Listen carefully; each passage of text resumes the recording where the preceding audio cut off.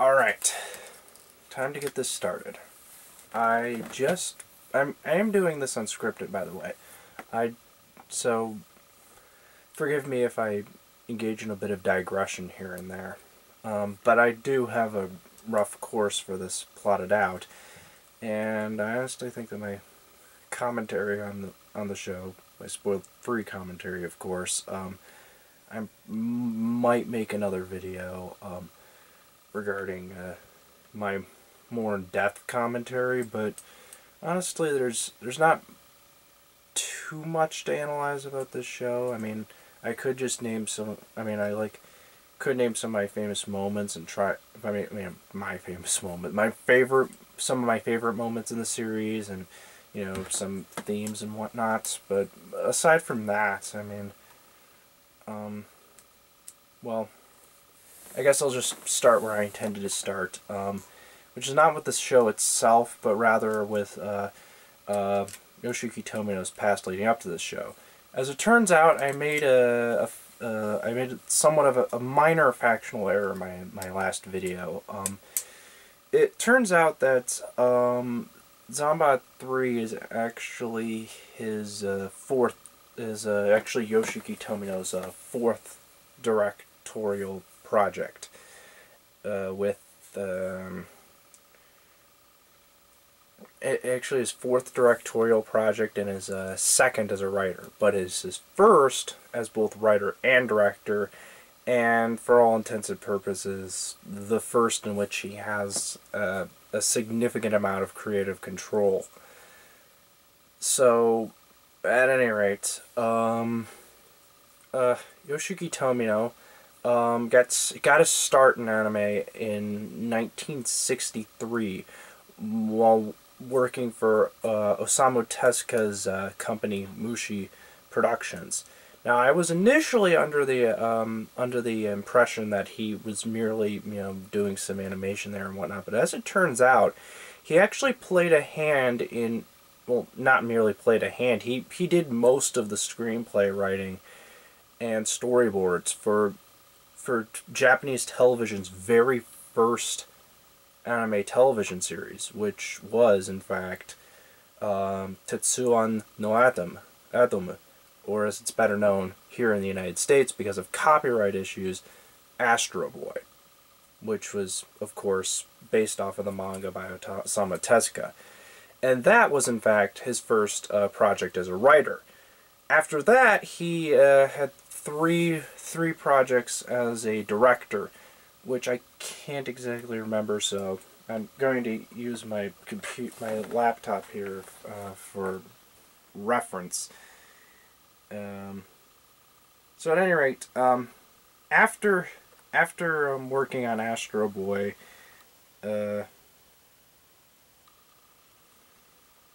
well, he had some storyboarding in another show, and his directorial debut was actually a show called Triton of the Sea. It isn't terribly prolific in its own right, and just waiting for it to load here.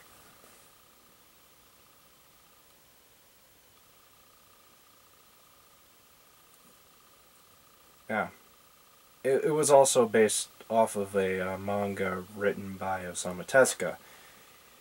However, the anime series wasn't nearly as long, and Yoshiyuki Tomino had nothing to do with the writing. Rather, this was just merely his directorial debut. And again, his next two directorial projects were both made in 1975. They're called La Scène no Hoshi, which is based off of a French film, which is based off of a French film called Le Tulipe Noire. It was a 39 episode series, and Yoshiyuki Tomino directed the last 13 episodes. That's 27 through 39. And his third directorial project was Brave Riding, of which he directed the first 26 episodes. And as it turns out, it had a minor innovation. It had one minor innovation. That was a robot of rather mysterious and mystical origins. That's what lent the show its intrigue. Though most people that have commented on it haven't really called it a very character-driven show, which would probably put it in direct opposition toward the show that's the subject of the bulk of my discussion today, or Zambot 3. Now, Zambot 3's concept will probably be immediately familiar to anybody who's even remotely, remotely taught in the tropes of 70s mecha anime. However, the show's strength very much lies in its writing and its characters.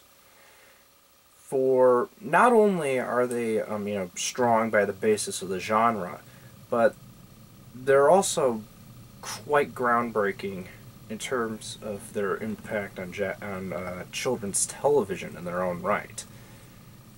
Not to mention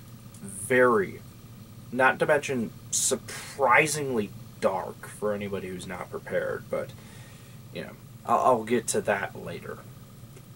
Though I probably won't delve into it very deeply in this video, seeing as this is this spoiler-free one, just to kind of, review the show, give my general opinions on it, and without spoiling anything. So, the premise of the show.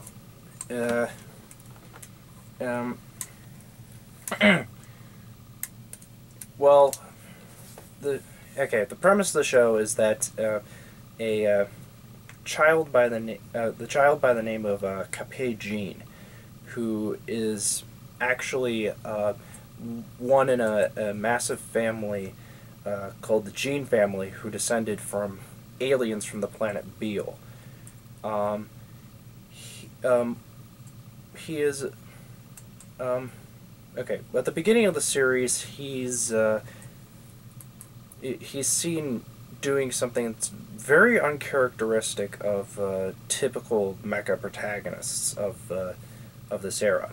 Keep in mind, most mecha protagonists tend to be written as role models for children. Whereas Kappei is a child himself, and almost certainly not a role model. At least almost certainly at the beginning of the series.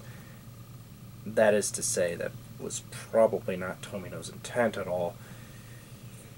But at any rate, from the very beginning, we see him committing at least 2 crimes. One is stealing a motorcycle. Well, presumably stealing a motorcycle. That's what one of his cousins named Kozuki thinks he's doing. At any rate,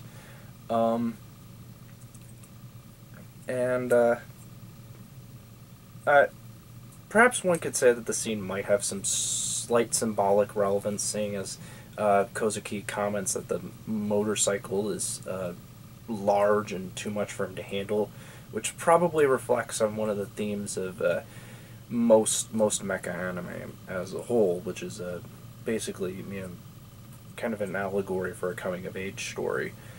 And for all intents and purposes, Kappei does grow up over the course of the series, but yeah. At any rate, he's generally causing some, legally dubious hijinks, which catches the attention of the police. But before they knows it, what would usually amount to a routine chase becomes something far more sinister, as a mysterious giant robot comes down from the flagship of the Gaizok Empire, called the Bandok.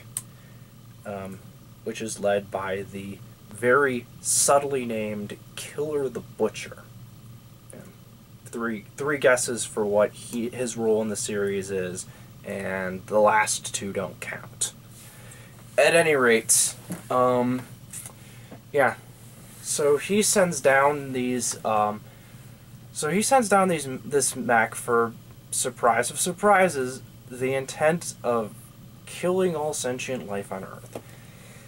And he does succeed in killing first the two cops that were pursuing Capet, which, suffice to say, it shocks him to some degree.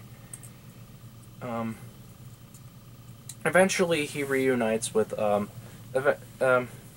the meantime, the rest of his family was over at a rig just offshore from. I believe the town was called Sugatabe, I think. Yeah. At any rate, Sugatabe. The rest of his family was at a rig that was off the shore of the town, and they were searching for a treasure, as it turns out. So, Capet, fearing for his life, naturally, returns to the rig with two of his friends, and he searches for the rest of his family, who's retreated underground, because, as it turns out, they found the treasure, and it was the first of 3 airships. I mean, spaceships, that were made by their ancestors. That as it turns out, and this is exposited relatively early in the series, not necessarily in the first episode, but they actually used these ships to come to Earth when the Geizok destroyed their planet Beale, and the 3 ships are also called Beale First, Second, and Third, and they combined into a larger spaceship called King Beale, which is the form that it's in through a relatively significant portion of the series. But they don't combine in the first episodes, and I'm just giving a rough synopsis of that. So at any rate, as it turns out, and so once he reconvenes with them, he's kind of surprised by what his grandfather tells him. That his grandfather tells him that refers to a part of a combat manual for a mecha known as the Zambot, and initially he doesn't know what he's talking about, but he then begins to remember. He then begins to think that he recalls it. So once he's willing to go along with it, he goes into the Zambot, takes off, and with his dog Shonishiki, who may or may not be a robot. It's never really explained in the show, but at any rate, as it turns out, his grandfather had been teaching him in his sleep how to pilot it, which provides an explanation as to why he's so skilled at piloting it initially. And I mainly give that synopsis of the first episode, and yada yada yada. He learns gradually some of the intricacies of piloting it, and he manages to defeat the first one. And then he eventually meets 2 more pilots named Uchta and Keiko, who are also both members of the Gene family and also have their own respective families join them. Eventually, the entire family. Okay, Uchta and Keiko are both cousins of Capet, by the way. Capet is the youngest of the 3, and this is very important for the character dynamic in the series. Capet is 12. Keiko is 14 initially, and she turns 15 over the course of the series, and Uchta is 15 as well. So, at any rate, these 3 and their families all are on one of the 3 Beale ships I mentioned earlier, and over the course of the series, they they use their mechs, which are Zombol and Zombase, along with the Zombird, which can transform into the Zombo Ace, and then those three mechs can combine into Zombot 3, and they use various strategies to try and defeat a myriad of myriad of these mecha boosts that Killer the Butcher sends down to basically kill all sentient life. So yeah, thus far it doesn't sound too far from what one is familiar with in terms of a typical super robot show. For all intents and purposes, it's almost strictly Monster of the Week fare, but there is a catch. While I wouldn't say the show itself is terribly realistic, there are certainly elements of realism to it that weren't really seen in super robot shows up to that point.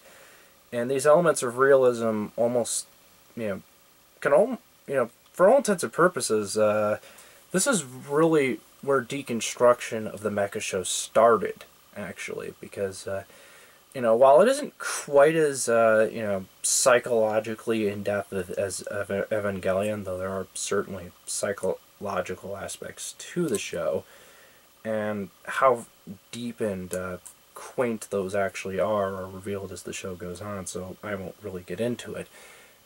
But suffice it to say, it definitely stood out from the pack, despite the fact that its premise sounds rather similar on the surface.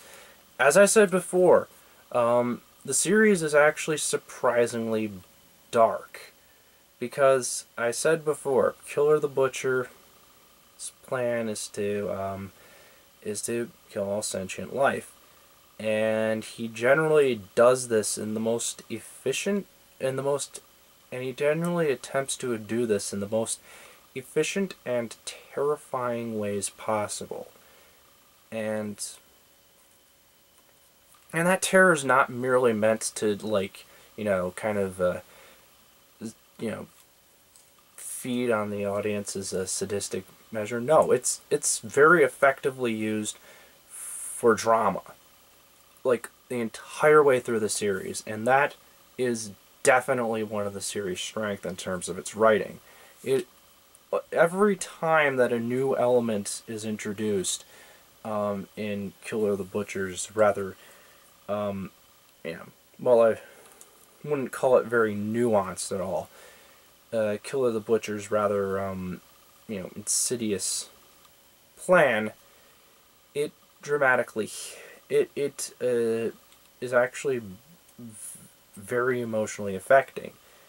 Yoshiyuki Tomino actually proves to have some rather decent dramatic sensibilities in this show, and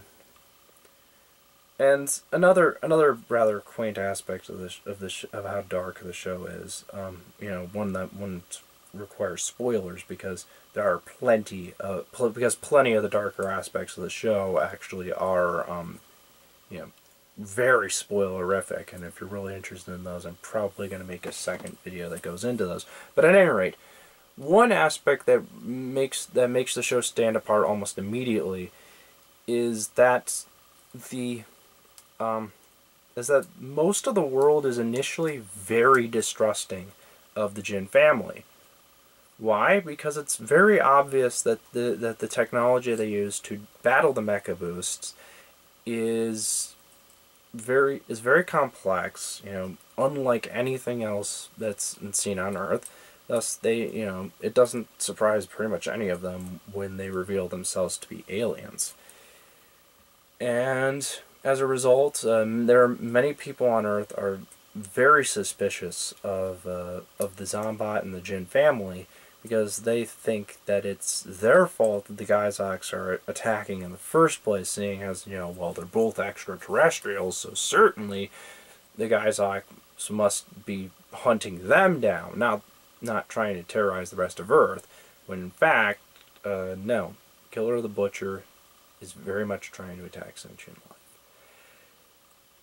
But yeah, I think I've rambled about the basic premise of the show enough to give you a good illustration as to the types of conflicts that appear in the show, which is basically what I kind of need to do in a plot synopsis. But at any rate, now that we've got that out of the way, I'm going to talk about the writing a bit, because I think that's kind of a natural... well, okay, before I get to the writing, I'm actually going to talk about the animation, the technical aspects of the series a bit, because well, it's an elephant in the room, honestly. If there's one thing that would turn anybody that's into very dark and dramatic mecha shows off to this show, it would almost certainly be the animation. There's really no way of putting it lightly.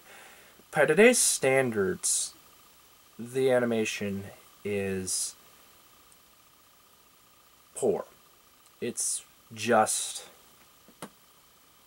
woefully inadequate. And honestly, for the scope of the show, it's woefully inadequate. But, this was the 70s.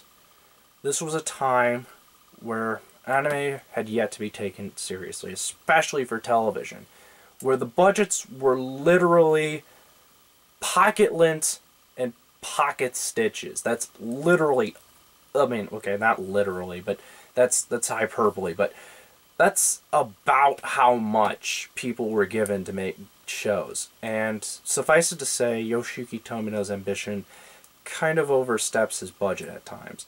No fault of his own, though. He gets what he wants to across due to his accurate grasp of direction and editing. For all intents and purposes, all the dramatic it never really gets to the point where it gets hilarious.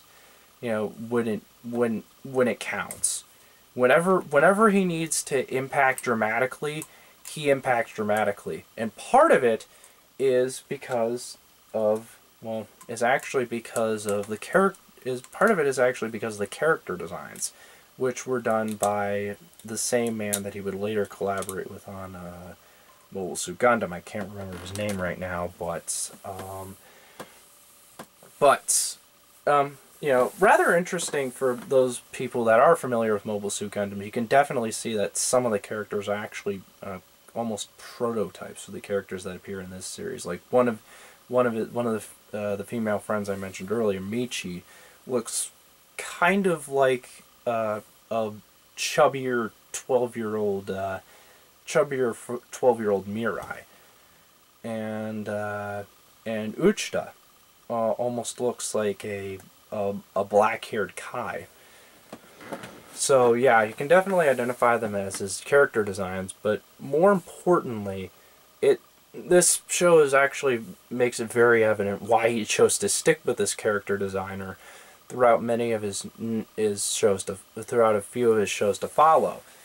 He nails one important aspect of character design, even amongst the obvious animation limitations, which I'll get to later. All the character designs are not only unique, though they can trend toward the cartoony, though they can tend toward the rather egregiously cartoony. It's not toward the main characters. It's primarily toward side characters that don't really contribute too much to the series. But at any rate, he nails character expression. Like pretty much every scene, his character designs manage to emote in precisely the way they need to, despite the budgetary limitations, which really helps this series' rather strong writing along. That being said, the animation is still woefully inadequate at times. Some examples. There are times where, I mean, okay, there are many. Okay, well, for one, there's kind of there's a lot of the obvious things that usually happen with anime shows even up until like the 90s and maybe even into the 21st century to some degree. There's a lot of stock footage in this show, and most of it's for like the craft taking off and the transformation sequences and the combination sequences and the firing and whatnot. The type of stuff you'd expect to see stock footage for. And some episodes are worse off than others. It's definitely evident that he kind of saved a lot of his budget for the last 3 episodes, and fortunately it does help the dramatic impact of those the dramatic and narrative impact of those 3 episodes. So I can't really fault him for doing that. That being said, another one of the very dramatically impactful episodes, which again is another testament to the strength of the writing, is also one of the most poorly animated things I've ever seen. I mean, honestly, there are many points in the middle that are just slideshows, like literally just slideshows, and not even like Evangelion slideshows. They're just like they don't even they're just like normal sequences that they don't even attempt to animate.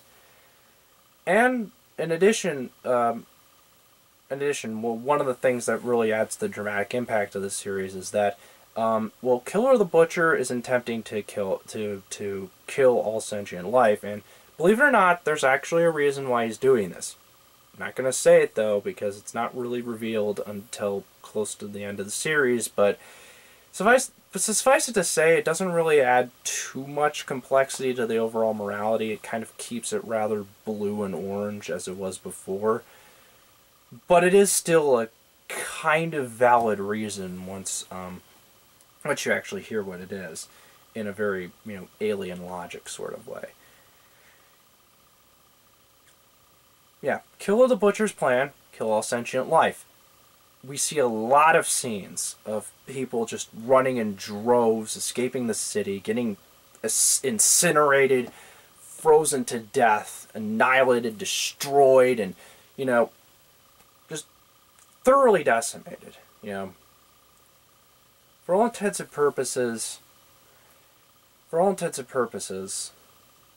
if Beale just didn't happen to if people from Beale didn't happen to migrate to that planet, Guyzok would have annihilated this everybody on that planet in like a week. And you see, and unlike most shows of the time in which the ridiculous villain never really becomes very terrifying because he has a lot of comedic scenes, and suffice it to say, Killer the Butcher's not really an incredibly serious villain either. He has a lot of comedic scenes as well. But he can also deliver when it comes to genuinely when displaying what the stakes of loss are. We see many, many scenes in this series of people just being killed in the most horrible ways. Suffice to say, though, it was aired in the children's television slot, so it's not really bloody at all, no matter how dark the series gets, and suffice to say, it does get really dark. But it does address a very harsh reality that most mecha series of the time didn't really seek to address. And that's the mecha pilots, for all they might attempt, they